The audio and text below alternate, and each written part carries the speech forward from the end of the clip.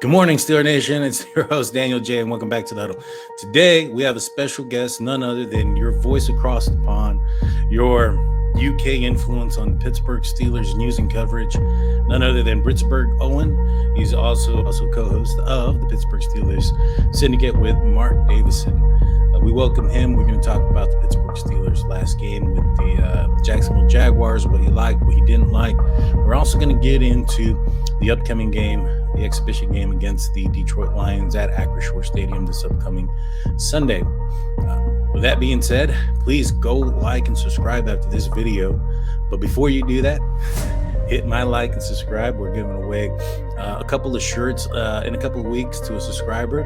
You don't want to miss that. So please hit that like and subscribe. And also, put it out there before, if the Pittsburgh Steelers host the playoff game, I'm going to be giving away 2 tickets to that playoff game to a subscriber. So with that being said, guys, I'm Daniel J. This is State of the Steelers, and welcome to the Huddle.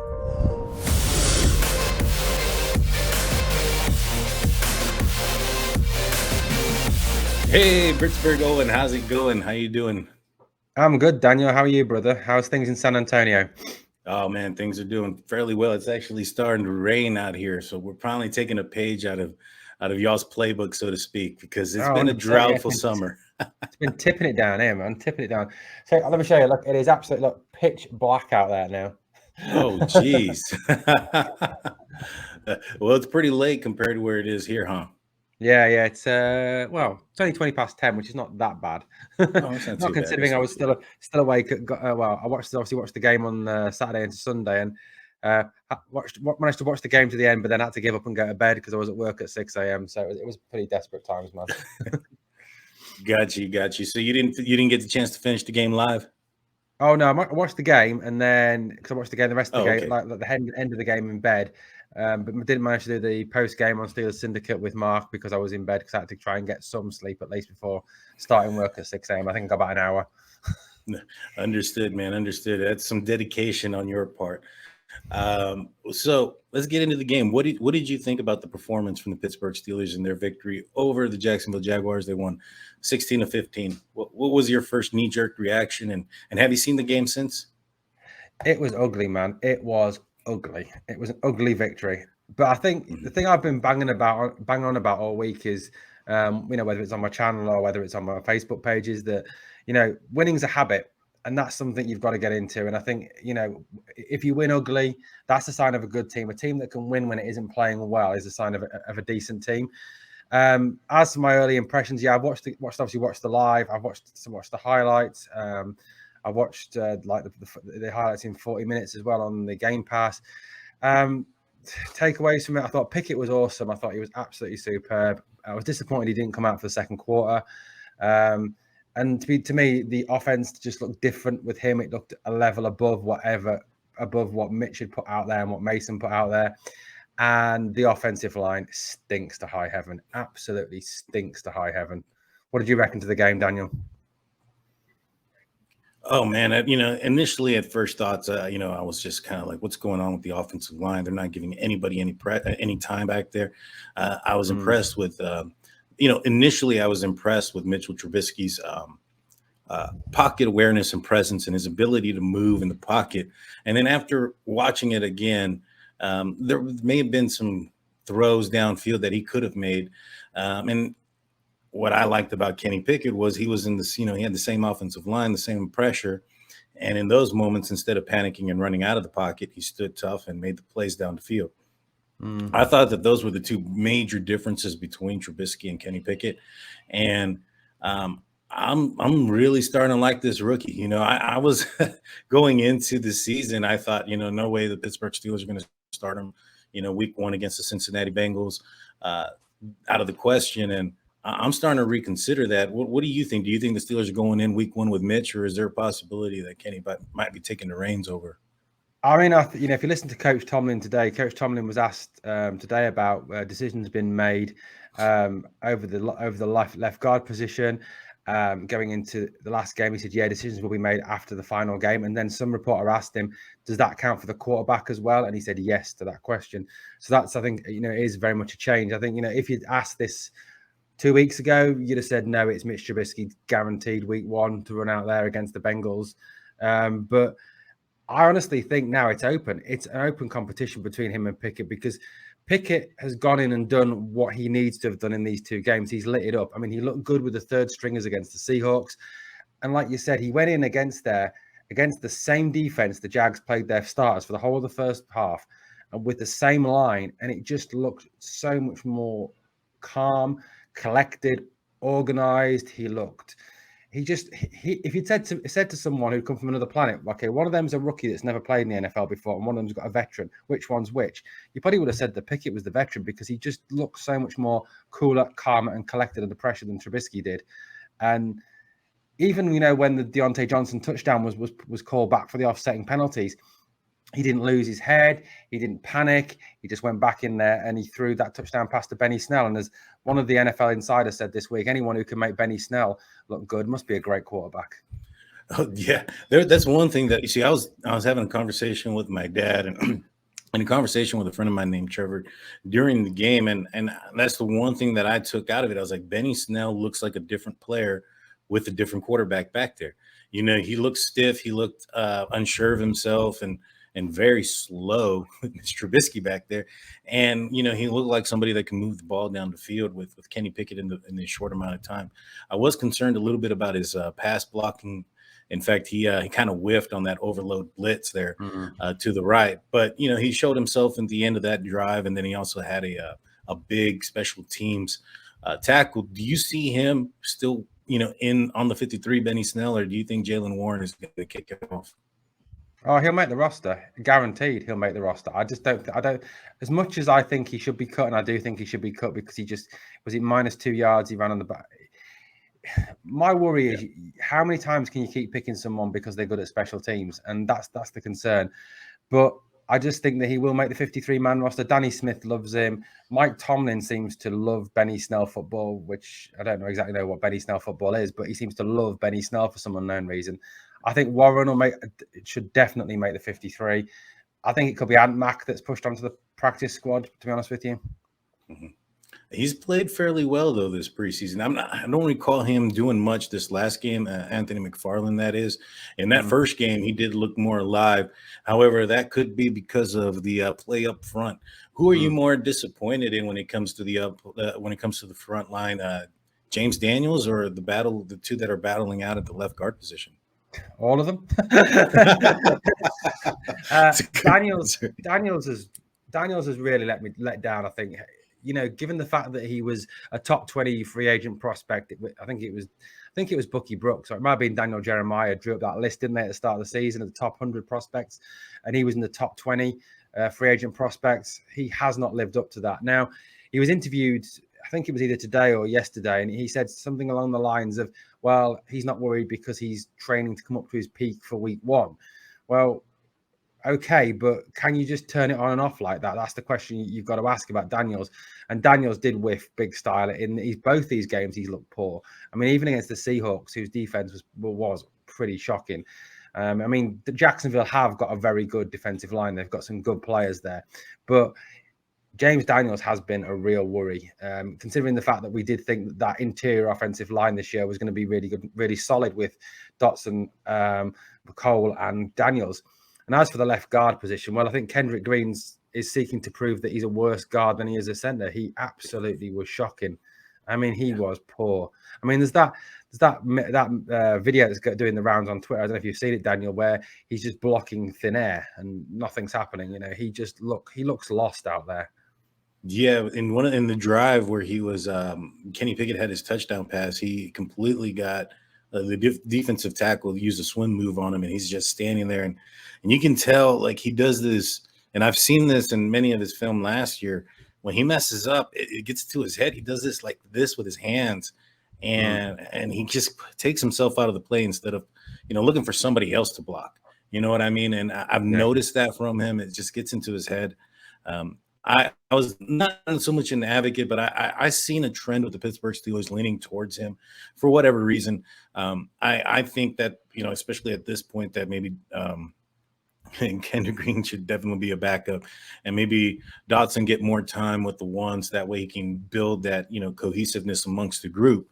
But yeah, no, I'm super disappointed with the offensive line. Do you think that the Steelers should go out and maybe get somebody in free agency or trade for this? Is it that big of an issue, or do you think maybe with time that they can fix this? I honestly think, and I know it'll end up costing, and I know there's some Steeler fans that think it's just silly talk to think of this, but I think we do need some veteran leadership on that line. That line is very, very young. I think Mason Cole's the oldest at 26, and then it's Chooks, I think, at 25. So it is a very, very young line. I'd like to see them go out and get someone like Eric Fisher, left tackle, former Chief, former Colt. I mean, a lot depends on how bad that knee injury is that he obviously had last season, but he would bring that veteran presence to the line, or even someone like JC Tretter from the ex Brown, who's still available out there. He could be moved to guard. Just someone with some veteran leadership there to sort of bring some solidity to that line, because I mean, even Dan Moore looked like an absolute turnstile on Saturday night. He looked absolutely poor, and whether that was from the fact that he was constantly worried about who was inside of him, that Dotson didn't even provide him any support when he played. I mean, Dotson's pass protection grade was fairly decent, apparently, according to PFF, but his run blocking grade was shocking. And having Green on the inside of you isn't going to help either. So, yeah, maybe someone like a Fisher or a Tretter or somebody just to bring him. I mean, I know they've gone out and they've signed someone called Adrian Ely today, but I think he's just a practice squad body, to be honest with you, or someone to make up the numbers whilst Haig recovers from his concussion. Yeah, that makes sense, because I watched your video on there, and like the video said, like, who? Yeah. That's exactly my response. I was like, man, this is not somebody that the Steelers need. We should probably get someone that can push somebody, or at least bring some competition. And speaking of competition and pushing, what was your opinion of the defense? It looked like Trevor Lawrence from the Jacksonville Jaguars was kind of throwing all over the defense there. The third down defense seemed to be struggling. And what are your opinions on Devin Bush there? Yeah, I mean, the third down defense was shocking. I mean, Jacksonville converted, it was over half of their third downs, which is just not good enough. And I think, is that mainly down to the fact that they're missing their leader, they're missing their inspiration on the field?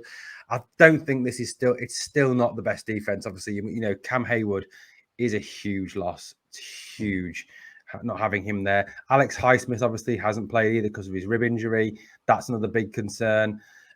So that line it was 2/3 of the way there again, wasn't it, with Ogunjobi and Alu, still no Hayward.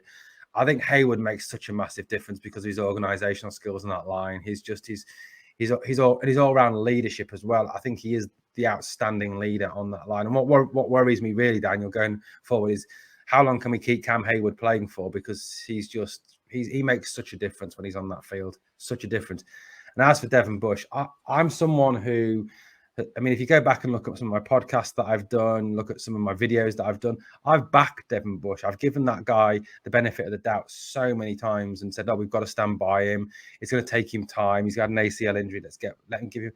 But he hasn't looked any better. He looks like 2021 Devin Bush again. He over pursues in coverage. He doesn't look like he knows what he's doing. He doesn't seem to want to tackle anybody. And then to come out and say what he did during the week, like, well, I'll be in the NFL anyway. Well, use your brain. I mean, even if that's what you're thinking, you don't say that to Steelers media, that Steelers Nation are then going to hear that. Given the fact, if you'd had an outstanding game against the Seahawks and then you had an outstanding game against the Jags, go out and say what you want. Who cares? But you haven't. You're playing shocking, and then you go and say something stupid like that. I think, for me, even Spillane looked better on Saturday than him, to be honest with you. No, I agreed. I thought Spillane actually kind of improved in his coverage ability. I know that they're throwing it on him, but one of the things that I'd like to remind everyone is that it's the Steelers are playing a vanilla defense. It's usually a cover 2 zone, and it's a defense that in preseason, because they're not going to be covering up for anyone, it's going to put the defensive players in uncomfortable positions. And I thought that Spillane played better One thing that I've noticed about Devin Bush, I'm not sure if you've seen it, but it seems like he likes to run to blockers. I saw him several times run to a lineman and attack the lineman on a screen play versus trying to get by and get to the receiver or the running back. I find that to be concerning. How do you think that the defensive backs look? Do you think that the who's going to be your starting cornerbacks come week 1? Witherspoon, I think, has looked good. He started to tackle as well, which is fantastic. I mean, Yeah. he's been laying people out, proper laying people out. I would start him, and I'd start Wallace at cornerback. Sutton inside as a slot guy, or to rotate with Wallace. But Witherspoon and Wallace would definitely be my starting cornerbacks week 1 against the Bengals, because you're going to need speed. You're going to need some real coverage ability to look after Higgins and Chase. So, yeah, I'd definitely start with Wallace and Witherspoon for me. Nice. Yeah, I'm leaning towards the same. I think Cam Sutton is a fantastic slot cornerback, and I think that's where he can make himself a home with the defense. And I've been super impressed with Akila Witherspoon as well. But now looking to next week, the Pittsburgh Steelers head back home to Acrisure Stadium. They'll take on the Detroit Lions. Do you think the Steelers are gonna? Is this their tune-up game, so to speak? It sounded like, and it appeared like you mentioned earlier, that Tomlin hasn't made his decision on who's going to be the starter yet. So kind of sounds like maybe perhaps the starters are going to play in this game. Who are you excited to see or come? Oh, yeah. I mean, I think they've got to go in at least for the first half with the starters. Then obviously you pull everyone for the second half, and the result doesn't really matter. And the Lions have said pretty much the same thing, that they're going to start with all their starters in the first half, apart from Jared Goff. Interestingly enough, Jared Goff is not going to play. You know what? I'd love to see Pickett run with the ones. I really would love to see him run with the ones, just to see how he does in this preseason. So hopefully, I'm excited to see Kenny play again. George Pickens, again, I want to see him get a few more targets than he got. I mean, I think he sort of drop off in his targets because of the fact that Chase and Deontay were back. The other one on the offensive side of the ball is Pat Freiermuth. I don't know whether you noticed, Daniel, as I did not know that Dejan Kovacevic was talking about this today, but he said that, that Pat Freiermuth looked a whole lot better once Kenny was throwing the ball to him as well. So yeah, really excited to see what Pat does. And I just want to see the line step up. That's on the offensive side of the ball. How about you? What do you want to see? Oh, man, I'm excited to see how this quarterback rotation is going to go down. And I'm excited to see if Jaylen Warren starts taking snaps in front of Benny Snell there. And, this battle in the offensive line, it's going to be a good one to see. I want to see how they respond, how they bounce back. Dan Moore, it's his second year. So, he's all of them are relatively young, how you mentioned before. And so I want to see their mindset and their ability to bounce back after a pretty horrific game. And, and go into the regular season on a positive note. I'm not sure, if superstition leads one way or another, if any team has won the Super Bowl that has, won all the preseason games or not. I don't believe into that much. Well, maybe not. Maybe so. I am superstitious. Yeah. But, the outcome, like you said, really doesn't matter. I just want to see the Steelers go in there, do something positive. I want to see more positive play from the offensive line. I'm interested in seeing, which running back is going to be there. If Najee's going to play. Was it Tomlin had mentioned earlier that he wanted to see Najee Harris play a little bit in the preseason. So this is going to be his last opportunity. I'm excited to see how they bounce back. It'll be exciting. I think that if Mitch Trubisky ends up not playing, then that ends up solidifying him being the starting quarterback come week 1. What do you think? Do you think if they start Kenny and don't play Mitch at all, that means he's a starter?